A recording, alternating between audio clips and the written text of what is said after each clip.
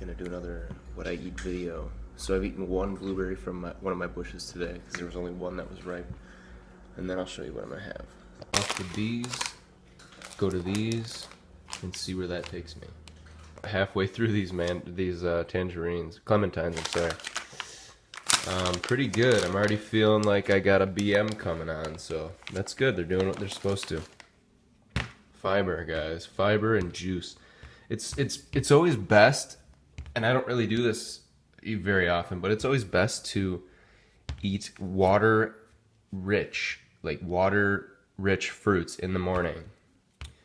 But I usually head for the dates and bananas, which it would be better to have melons or oranges or any citrus is good. Anything with a lot of water in it, you know, to just flush out the system. But I do drink. I already had my liter of water today.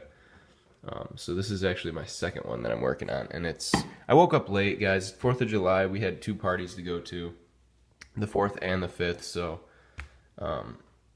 you know, just getting up late and stuff. No drinking. It's funny. I mean, you go to some of these parties and you got a vegan shirt on. They're like, "Oh, you're a vegan," and I'm like, "Yeah. How long you been a vegan?" 8 months, but I was a vegetarian 6 years, 5-6 years. And they're like, "Huh. But where do you get your protein?" You know, they ask me this all the time, and you know, it's just my answer for that is I get my protein from everything I eat. Everything you eat has protein in it, basically. Well, fruits and vegetables. All fruits and vegetables have protein in them. And I actually say, you know, you actually don't. The human body doesn't need as much protein as most people think.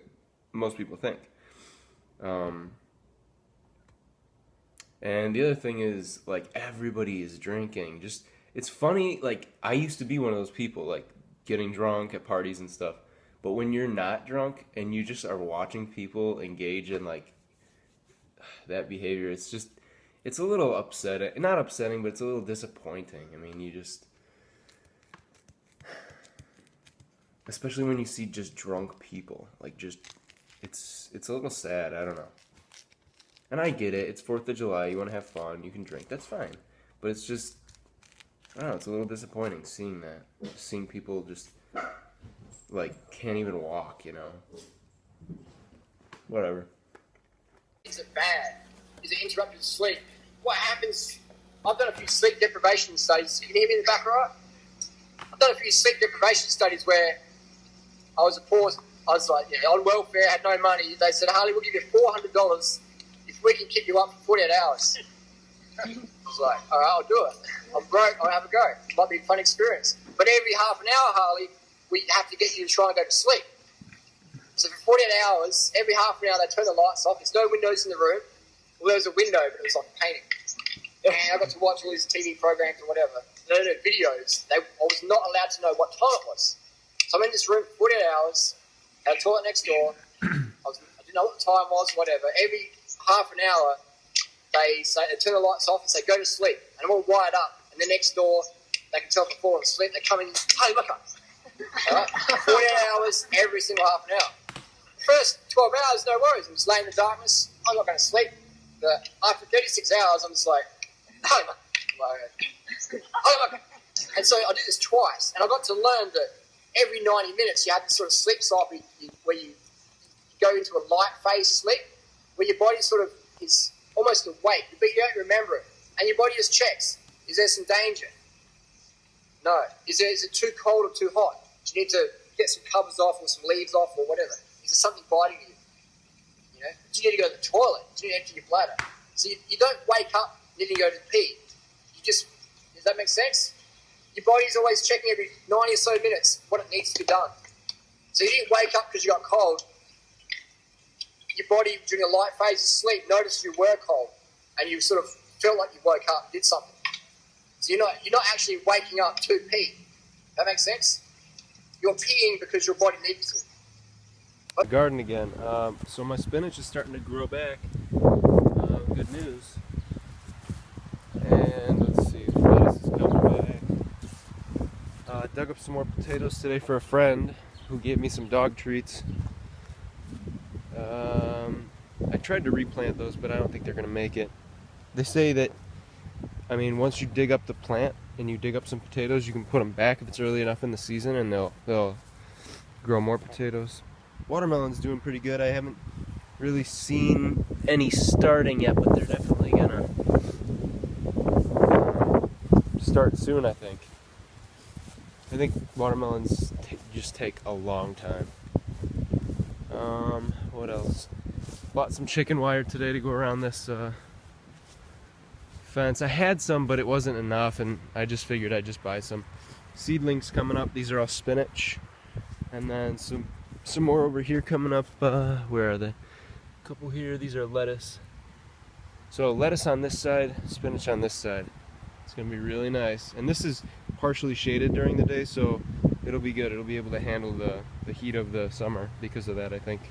Green onions I definitely love. Everyone loves my green onions. Cuban mint. I had my mentor over at the school come over. And this mint is actually from Cuba. It was grown in Cuba and shipped over.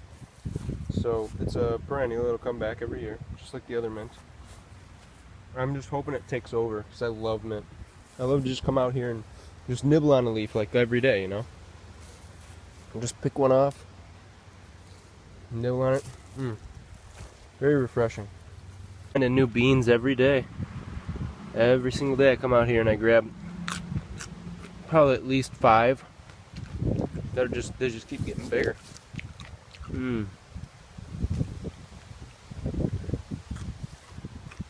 Love them. Some more. Ooh, there's a huge one. Oh my gosh. Look at that thing. That's a big bean. Yum. Right, hey guys, so I made 4 bananas worth of banana ice cream with my Yonanas. So I'm gonna eat that now before I eat my cooked carb meal. Alright. I'm gonna enjoy this. So my arm's moving and she basically dumped her dog on me. He's gonna be having his final days, I guess, with me here. Which is no big deal really, but excuse me, pardon. Yeah. Charlie, lay down, take a rest, buddy.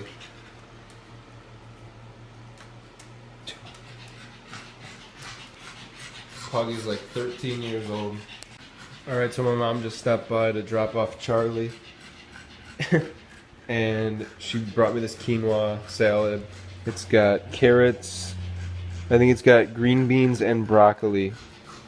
So I don't know how much it is, it's quite a lot, but I'm gonna put some chili powder in. And yeah, this is gonna be my dinner, or at least part of it. Where's the chili powders? Over here. He's just got a... Charlie, you can't eat any of Chico's food now. That would be bad. Alright, I'll see you guys soon. Alright guys, this is plate number 1. Got some, I got 2 smaller russet potatoes. Got some rice, jasmine rice, a little bit of barbecue sauce, a little bit of ketchup for the potatoes. I did about 2.5 cups of rice, uncooked, so that'll yield between 6 and 10, probably 8 and 10 cooked, probably more like 10 cooked rice cups. So I'll show you my second plate when I'm finished. Alright, this is plate number 2. There will be a third plate, but it's going to be small. Alright guys, I finished my rice. So this is the end of the day, I'm at 25 calories shy of 5,000. Calorie nutrient ratio 88.2% carbs, 7.2% protein, 4.6% fats. Alright, so I got the clementines, the dates, coriander, I got the cilantro, string beans, onions, quinoa, broccoli, carrots, bananas. I did the bananas before the quinoa, so don't worry about that. basmati rice, the barbecue sauce, and the ketchup. Alright, you guys, may your dates always be dang. Thanks for watching.